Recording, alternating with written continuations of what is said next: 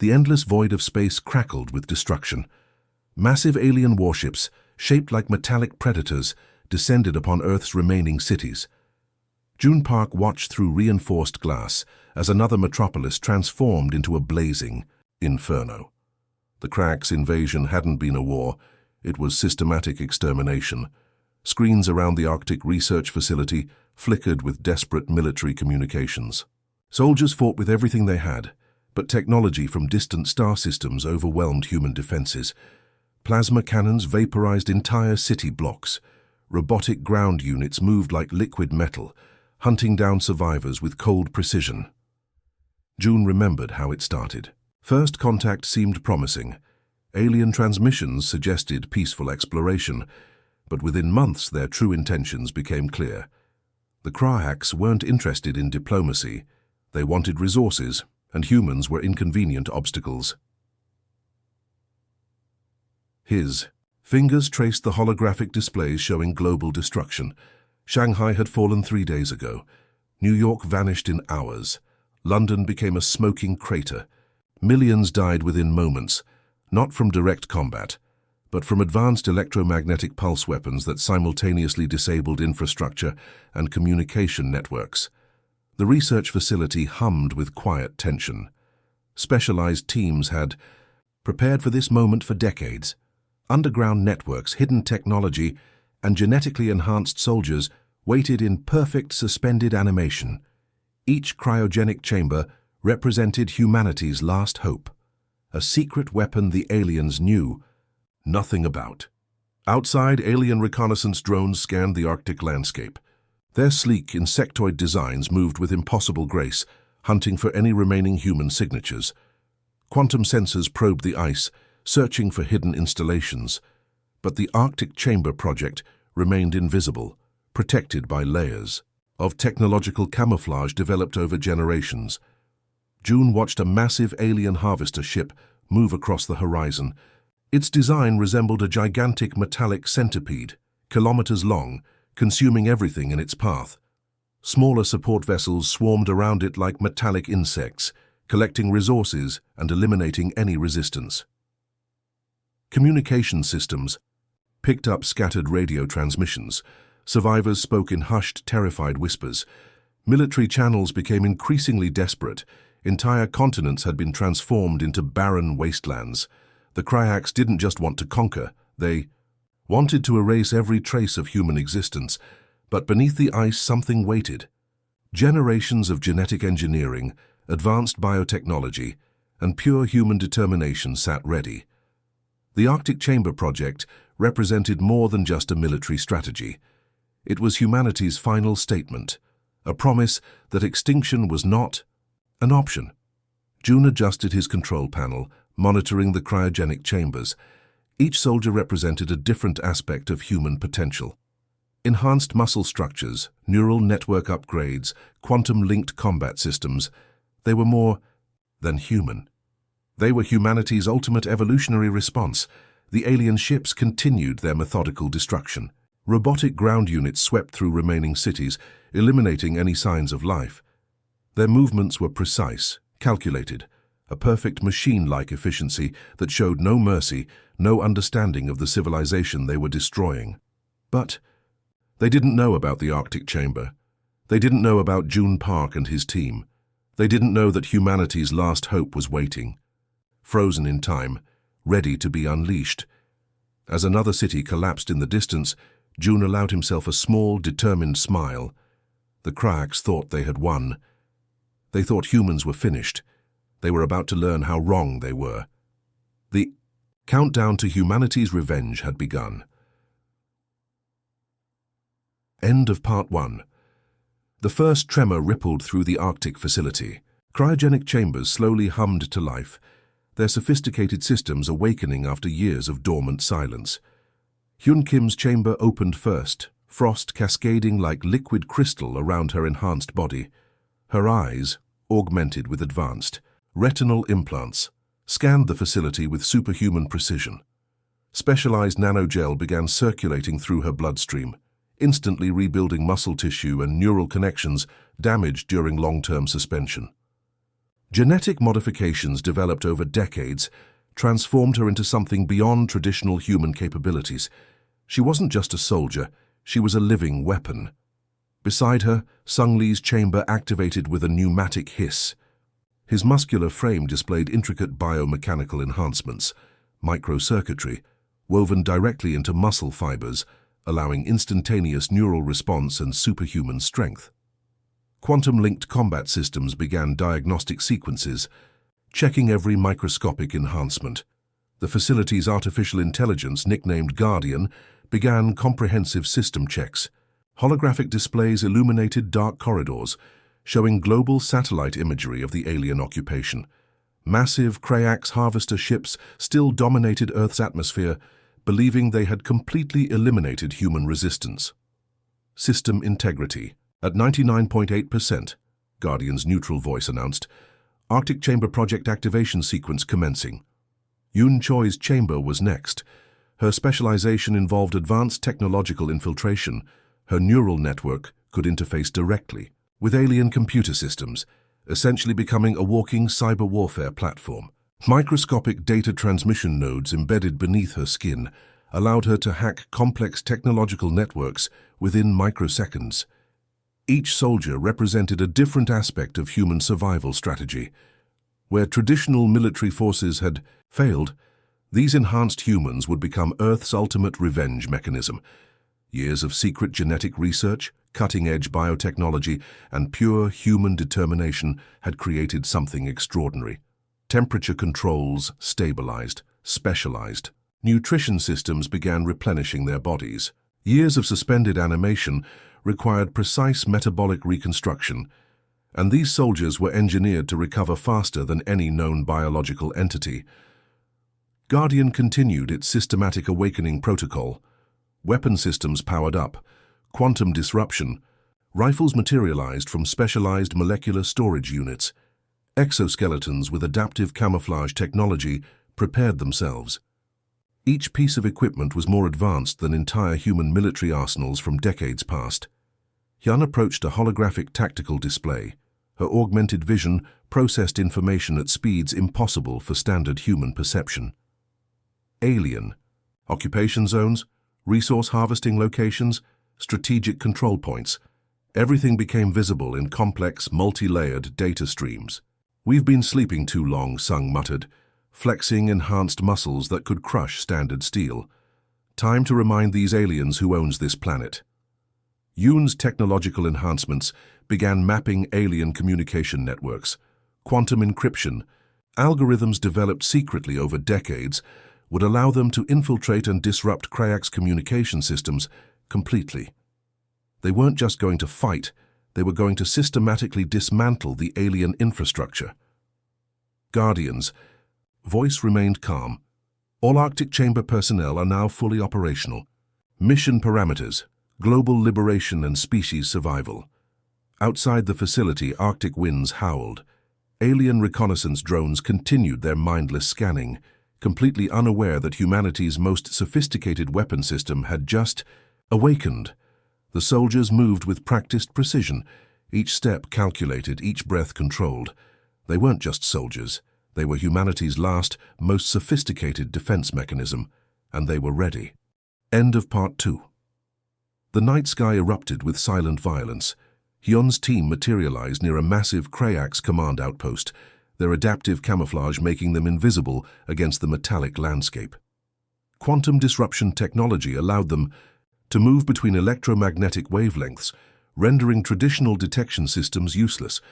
Their first target was a critical communication hub located in what was once the Australian desert. Alien robotic sentinels patrolled the perimeter, six-legged mechanical creatures with plasma-based sensor arrays. Each stood 3 meters tall, equipped with advanced scanning technology that could detect a heartbeat from kilometers away. Sung moved first. His enhanced muscular structure allowed him to leap distances impossible for standard humans. He landed between 2 robotic sentinels, moving with liquid precision. Before the machines could process his presence, specialized electromagnetic pulse generators in his gloves disabled their primary neural networks. Yuan's technological implants began systematically infiltrating the alien communication grid. Her consciousness merged with complex quantum computer systems, finding vulnerabilities that no traditional hacking method could detect. Alien communication channels began experiencing unexplained disruptions. Critical command structures suddenly lost connectivity. The command outpost looked like a massive crystalline structure, constructed from materials unknown to human science. Metallic surfaces shifted and recalibrated constantly, making traditional assault strategies impossible. But the Arctic Chamber soldiers weren't traditional. Yun's advanced targeting systems mapped every potential defense mechanism. Microscopic nanodrones deployed from her tactical vest, creating a comprehensive sensory network that provided real-time intelligence. Each drone was smaller than a mosquito, capable of penetrating the most advanced alien defensive systems. Target. Acquisition complete, she whispered, her voice barely a sound. The attack happened in less than 17 seconds. Specialized plasma charges designed to disrupt quantum-level molecular structures breached the outpost's primary defensive perimeter. Robotic defense systems tried to respond, but Yun's technological infiltration had already compromised their response protocols. Alien personnel, bizarre creatures with multiple sensory appendages and exoskeletal structures, suddenly found their communication networks collapsing. Holographic warning systems flickered chaotically. Emergency protocols initiated, but each system was systematically neutralized. Sung moved like a human weapon. Enhanced combat algorithms allowed him to predict mechanical movement patterns. Where traditional soldiers would require complex calculations, he processed tactical information instantaneously. Plasma weapons discharged around him, but his adaptive nanoprotective layer absorbed and redistributed energy signatures. The command outpost began to collapse, not through traditional destruction, but through a systematic technological dissolution. Yun's infiltration had introduced a complex genetic algorithm that essentially confused the structural integrity of the alien installation. Massive crystalline structures began to warp and dissolve. Alien personnel experienced total communication blackout. Their advanced technological systems, which had dominated Earth's defenses, suddenly became nothing more than complex metallic sculptures. Within minutes, an installation that represented months of alien infrastructure investment became nothing more than smoking technological debris. The Arctic Chamber team had not just attacked, they had sent a message.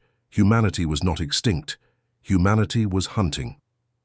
Back in their mobile command center, Guardian analyzed the mission data. Success rates exceeded all projected scenarios. Cracks would soon realize that their systematic extermination had missed something crucial, the most dangerous human weapon of all: adaptation, determination, survival. As they prepared for their next strategic move, the team knew this was just the beginning. Earth would be reclaimed, one technological strike at a time. End of Part 3. The Krayak's communication networks trembled with confusion. What had started as a simple planetary conquest had transformed into a nightmare beyond their comprehension. Commander Min Park understood psychological warfare wasn't about destruction. It was about creating absolute terror. Their next strategy targeted the aliens' most fundamental weakness, their collective consciousness. The Krayaks operated through a complex neural network, sharing information instantaneously across their entire species. Normally, this was their greatest strength. Now, it would become their most devastating vulnerability. Yun began her most complex hack yet.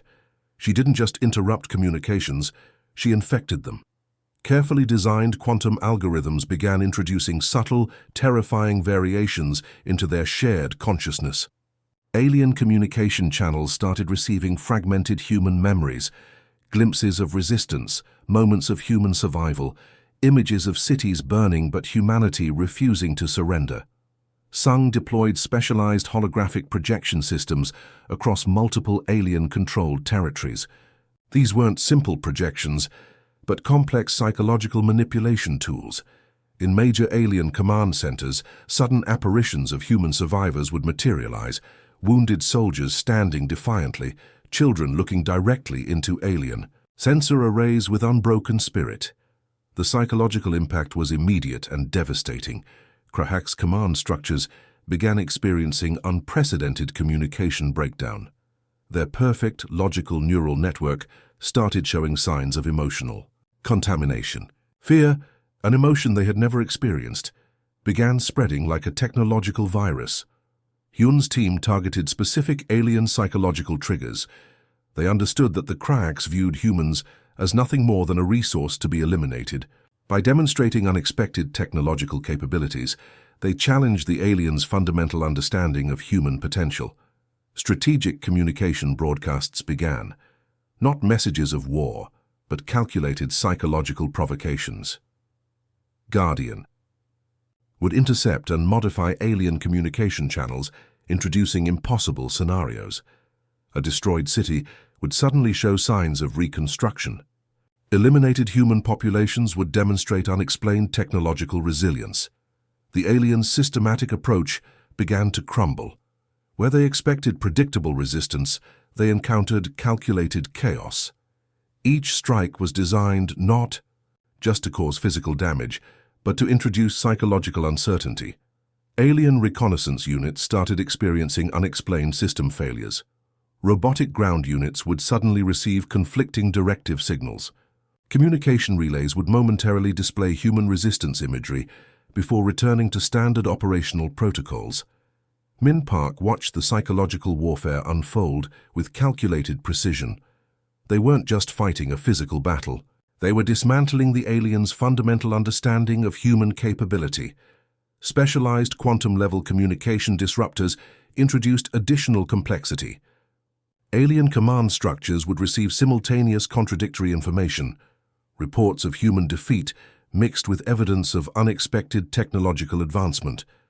Their perfect logical systems began experiencing what could only be described as technological confusion. The most brilliant aspect of their strategy was its subtlety.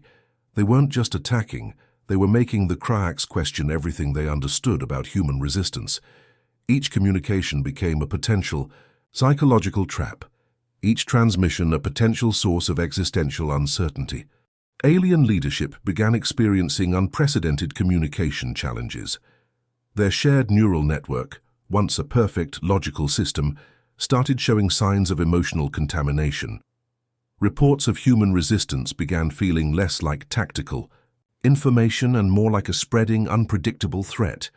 Guardian's analysis showed remarkable results.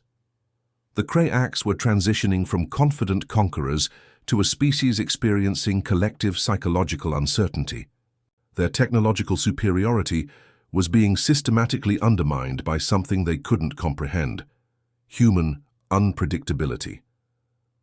As alien communication networks continued to destabilize, one message became increasingly clear.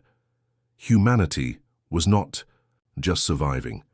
Humanity was fighting back, and they were doing it in a way that challenged everything the Krahaks believed possible. The psychological war had begun, and humanity was winning. End of Part 4. The final battle for Earth's reclamation looked nothing like traditional warfare. Massive alien harvester ships hung in the atmosphere like metallic nightmares, their complex structures now riddled with uncertainty. The Arctic chamber soldiers had transformed from a secret weapon into humanity's ultimate survival mechanism.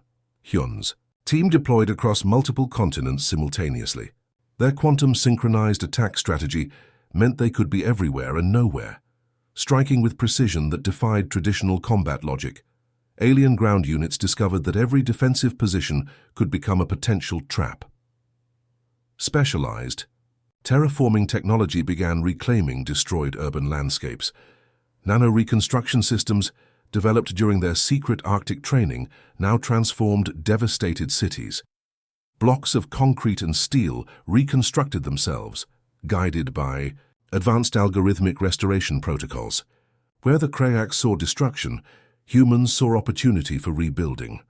Sung led ground operations with unprecedented tactical brilliance. His enhanced combat systems could predict alien robotic movement patterns microseconds before they occurred. Plasma weapons that once dominated human defenses now seemed like primitive technology against their advanced capabilities. Alien communication networks collapsed internally. The psychological warfare implemented earlier had transformed their collective consciousness into a state of perpetual confusion. Their perfect technological system now experienced what humans would describe as collective panic. Yuan's technological infiltration reached its peak. She didn't just hack alien systems, she fundamentally redesigned them. Critical alien infrastructure began responding to human command protocols. Massive harvester ships suddenly found their navigation systems redirected, their weapon systems neutralized. Commander Min Park watched from the Arctic facility as humanity's reclamation unfolded. This wasn't just a military operation, this was a species-level response to attempted extinction. Every technological innovation, every genetic enhancement represented generations of human determination. Quantum disruption technologies transformed entire battlefield dynamics. Alien robotic units found their advanced sensor systems overwhelmed by complex electromagnetic interference. Their perfect technological superiority became their most significant weakness. The reclamation wasn't just about removing alien presence. It was about proving that humanity's greatest strength was its ability to adapt, to survive, to transform seemingly impossible situations into opportunities for resurrection. Specialized atmospheric reconstruction units began healing environmental damage. Toxic zones introduced by alien harvesting technologies were systematically neutralized. Entire ecosystems that seemed permanently destroyed started showing unexpected signs of regeneration. Guardian continuously analyzed and adjusted their strategic approach. Where traditional military strategies would have focused on direct confrontation, the Arctic Chamber team understood that true victory was about comprehensive system transformation. Alien leadership found themselves facing a completely unexpected scenario. Their perfectly calculated invasion had transformed into a nightmare of psychological and technological uncertainty. Human resistance wasn't just surviving, it was evolving. Massive communication broadcasts began revealing the truth of human resilience. Not as a message of aggression, but as a demonstration of unexpected capability. Every alien communication channel became a potential source of psychological disruption. The final stages of reclamation looked more like a complex technological dance than traditional warfare. Alien systems were systematically dismantled, not through brute force but through sophisticated quantum-level interventions. As the last alien harvester ships were neutralized, humanity's message became clear. Extinction was never an option. Survival was not just a possibility, it was a guarantee. The Arctic Chamber soldiers had transformed from a secret project into the architects of human resurrection. They hadn't just saved their species, they had redefined what it meant to survive. Earth began healing, cities reconstructed, ecosystems regenerated, and humanity stood ready, stronger and more advanced than ever before. The universe would remember this moment, not as humanity's end, but as its most triumphant beginning.